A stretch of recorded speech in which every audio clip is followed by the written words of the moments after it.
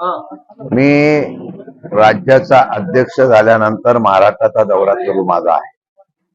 मी बुलढाणा, यवतमाळ, नंदुरबार, जालना, अकोला या सर्व परिसरामधून आलो. कोल्हापूर असेल, पश्चिम महाराष्ट्रातले सुद्धा काही जिल्हे असे आहेत. महाराष्ट्रामध्ये गेल्या मे महिन्यापासून प्रचंड पाऊस पडतोय. विधिमंडळाच्या अधिवेशनामध्ये सुद्धा मी विषय मांडला होता की ओला दुष्काळ जाहीर करा. परवाच्या दिवशी नाशिकला फार मोठा मोर्चा आम्ही संपूर्ण कर्जमाफी करावी अशा प्रकारची मागणी केलेली आहे. आता आम्ही मागणी करत होतो, आम्ही समजू शकत होतो, पण आता सत्तारूढ पक्षाच्या लोकप्रतिनिधींनी सुद्धा आता अशा प्रकारची मागणी सुरू केलेली आहे. माझं म्हणणं आहे की सरकारने ताबडतोब जो बळीराजा आता अडचणीत आलेला आहे, निकष नियम सगळे बाजूला ठेवून ताबडतोब ओला दुष्काळ जाहीर करावा आणि संपूर्ण कर्जमाफी करावी अशा प्रकारची मागणी आहे. नाहीतर आम्ही भविष्य काळामध्ये प्रत्येक जिल्हा वाईज आंदोलन करणार आहोत आणि याचा आवाज उठवणार आहोत.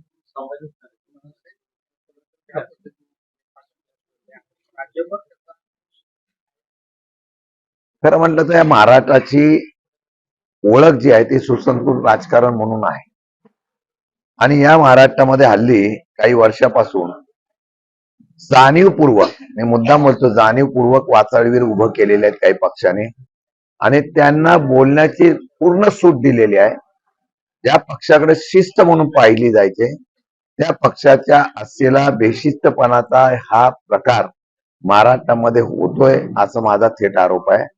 माझं म्हणणं आहे सरकारच्या मध्ये असणारी लोक सरकारच्या पक्षाचा, सरकारच्या यंत्रणेचा आधार घेऊन जर करत असतील, तर थोर व्यक्तिमत्वाचा अपमान करण्याचा जर धाडस करत असतील, सातत्याने ते ते ते त्या चुका करत असतील, तर आमचे आव्हान आहे की सरकारने सर्वांना सूट द्यावी आणि मग तशात तसं उत्तर द्यायला आम्ही खंबीर आहोत. आगामी स्थानिक स्वराज्य संस्था निवडणूक आहे. प्रदेश अध्यक्ष म्हणून तुम्ही आहात. मात्र सातारा जिल्ह्यामध्ये काय महाविकास आघाडीची बांधणी होती? महाविकास आघाडीच्या संदर्भामध्ये जिल्ह्याच्या आम्ही प्रत्येक नेत्यांना सांगितलेलं आहे. राज्याच्या सातारा जिल्ह्यामधल्या अध्यक्षांना मी सांगितलेलं आहे, नेत्यांना आमच्या सांगितलं, बाळासाहेब पाटील वगैरे आम्ही सर्वांना सांगितलेलं आहे की महाविकास आघाडीच्या प्रत्येक जिल्हाध्यक्ष, विभाग प्रमुख, जिल्हा प्रमुख आणि यांच्याशी चर्चा करा आणि महाविकास आघाडीची चर्चा आताच करूया. नंतर आपण चर्चा करायला जातो तो पण उशीर होतो, त्यापेक्षा आताच चर्चा करून महाविकास आघाडीचा निर्णय घ्यायचा, तो स्थानिक पातळीवर घ्यावा अशा प्रकारच्या सूचना केलेल्या आहे. माझ्या माहितीप्रमाणे लोकांमध्ये असंतोषाचं वातावरण फार आहे. फक्त त्याला क्रांतीचं करून दाखवली तर निकाल वेगळे लागतील अशी माझी अपेक्षा आहे. परंतु सत्तेमध्ये असलेल्या लोकांना आता जनतेच्या निकालापेक्षा, मतापेक्षा वोट चोरी आणि मतचोरीला फार महत्व असल्यामुळे त्यांना ते निर्भीड झालेले आहेत. पण 90% जनतेने जर क्रांती केली तर मला वाटतं की निश्चितपणाने या देशात, राज्यात बदल पाहायला मिळेल. तर पावसाचं मोठ्या प्रमाणात थैमान आहे महाराष्ट्रामध्ये आणि शेतकऱ्यांचं मोठं नुकसान झालेलं आहे आणि या संदर्भात कर्जमाफी ही अद्याप सरकारच कर्जबाजारी झालेला आहे. 10.5 लाख कोटी रुपये आता कर्ज झालेलं आहे. कशासाठी खर्च करतात माहित नाही, परंतु माझं म्हणणं आहे की जनतेचा आक्रोश आहे. आपण जर बघितलं गेलं तर मे महिन्यापासून खरीप गेलं, रब्बी गेलं, प्रचंड शेतकरी अडचणीत आहे. आत्महत्या झाल्या 1300च्या वरती आत्महत्या गेल्या 6 महिन्यात झाल्या. सरकारला अजून काय पाहिजे? म्हणून त्यांनी कर्जमाफी करावी म्हणून आम्ही आंदोलनं केलेली आहेत. जर संपूर्ण कर्जमाफी करण्याच्या संदर्भात त्यांनी निर्णय घेतला नाही, त्याच्यापेक्षा अजून रस्त्यावर शेतकरी उतरतील, आंदोलन तीव्र होते.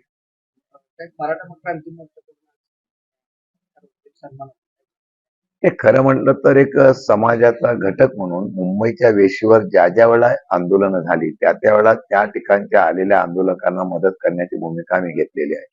कर्तव्य म्हणून केले. मागच्या वेळेला सुद्धा आंदोलन झालं त्यावेळेला नवी मुंबईमध्ये आल्यानंतर त्यांची सगळी व्यवस्था, सोय करण्याच्या बाबतीमधले एक जबाबदारी म्हणून तिथले नवी मुंबईचे आणि मुंबईचे मराठा समन्वयक जे होते त्यांनी आम्ही बरोबर घेऊन त्याप्रमाणे आम्ही काम केलेलं होतं.